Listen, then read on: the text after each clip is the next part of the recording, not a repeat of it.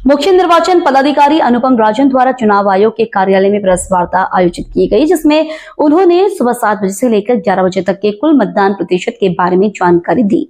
जहां उन्होंने बताया कि अपना मत मैंने देश हित के लिए दिया है और जो जनता का साथ देगी उस सरकार को चुनने में हमने अपना योगदान दिया है। तो वहीं दूसरी तरफ मतदान करने बहुत कम संख्या में पहुंच रहे हैं लोग।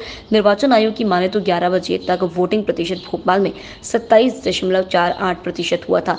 निर्वाचन आयोग के द्वारा दिए गए समीकरण का नजर डालें तो तीसरे चरण में भी मतदान प्रक्रिया बहुत ही धीमी गति से चल रही है।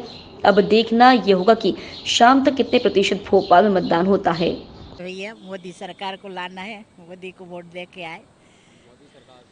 मोदी सरकार को वोट दिया, मोदी सरकार। धूप में आप मतदान करने आए कैसे आए? चल के आए आंटी? पैदल चल के आए धूप में। सरकार को वोट देना है, मोदी सरकार को बढ़ाना है।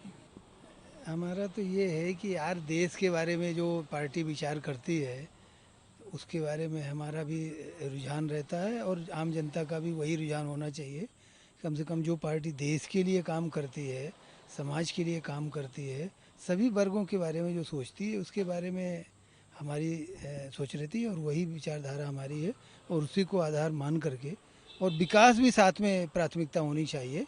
केवल धर्म नहीं, विकास भी होना चाहिए और वही हमारे ज़हन में रहता है कि जो पार्टी विकास और अपने समाज को लेके आगे चलती है उसी के बारे में हमने मतदान किया है। मतदान तो अभी काफ़ी धीमा है मेरे ख्याल से। अभी लोग काम काज में ऐसे जैसे खासकर घरेलू जो महिलाएं हैं अपना काम करेंगी, उसके बाद आएंगी धीरे धीरे और हो सकता है कि आगे बढ़े। अभी तो काफ़ी धीमा चल रहा है।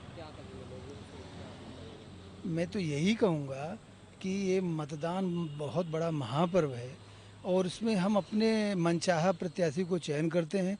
सरकार हमारे मनचाहा काम करे और हमारे जो लोगों की समस्याएं हैं उनके समाधान की दिशा में आगे काम करे, यही सोच करके लोगों को मतदान करना चाहिए। और मेरी भी यही सोच रहती है कि कम से कम लोगों में जागरूकता हो मतदान के लिए कि हम अपनी सरकार चुन रहे हैं और 5 साल के लिए चुन रहे हैं, तो कोई ऐसी सरकार ना आने पाए धोखे से भी कि लोगों के हितों पर कुठाराघात करे। इसलिए हमारा जो है ये फोकस होना चाहिए कि हम कैसी सरकार का चयन करें, ये हमारा ध्येय होना चाहिए।